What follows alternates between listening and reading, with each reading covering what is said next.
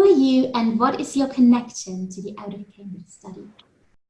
I'm Daniel Gerring. I am an alumnus of the university, and I am a supporter of the LGBTQ program, and have provided some support to the publication of this study. What was the study trying to do?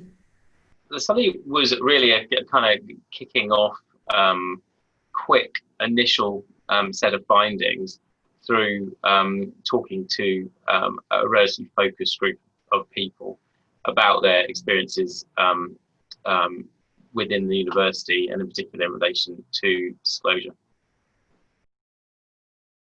Did it succeed in its objectives? I think it really surpassed its objectives. It's a brilliant piece of research. It's impactful.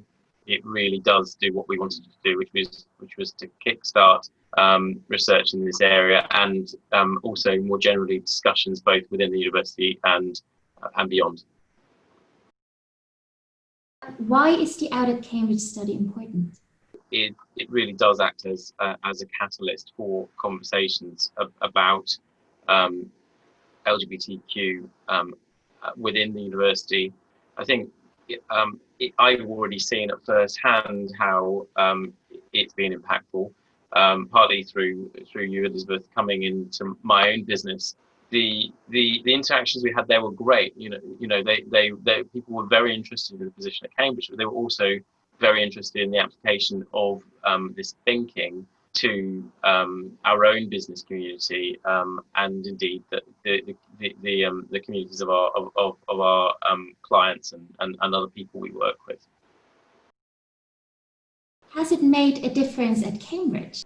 I'm not at the university anymore. It's been a long time since I was a student there, but I do still have quite a lot of links, and through LGBTQ at CAM, I've been back a few times and had a number of conversations, both with members of the program, but also with a range of other people within the universities, the university and the college structure, including some heads of the house and others.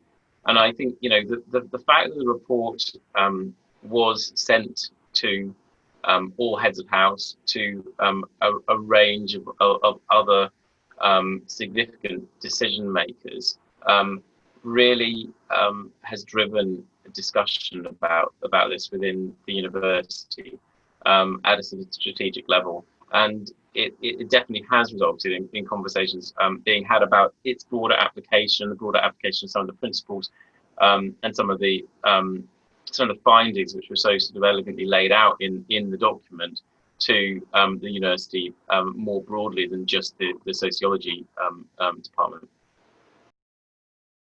What were some of the findings you found most important or interesting? A lot of the findings were in line broadly with what I would have expected. The fact that people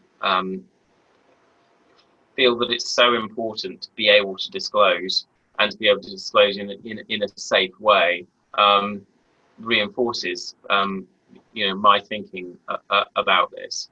I think it's interesting that some people commented that even if they felt that they could do that, they wouldn't necessarily want to do that. But I think it does beg the question as to whether or not people really do feel secure in doing it. And it's not just sort of whether they would suffer an obvious detriment. It's also the more subtle things. And I think that's one of the areas which it will be interesting to think a bit more about. I think just the very fact of asking these questions and stimulating an open discussion about this in the university is really, really important, and could potentially make a big difference.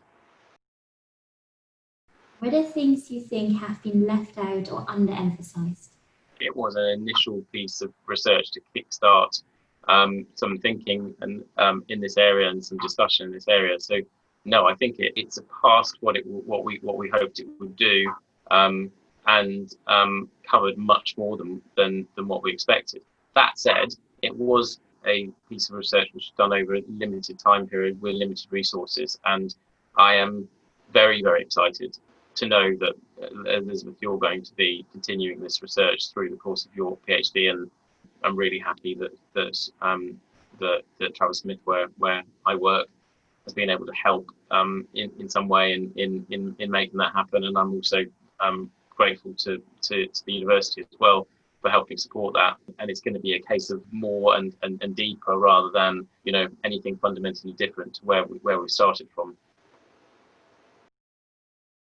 Do you think the study will have a lasting impact? Yes, is the simple answer. I do think it'll have a lasting impact. I think it'll have a lasting impact partly because it has started a series of conversations.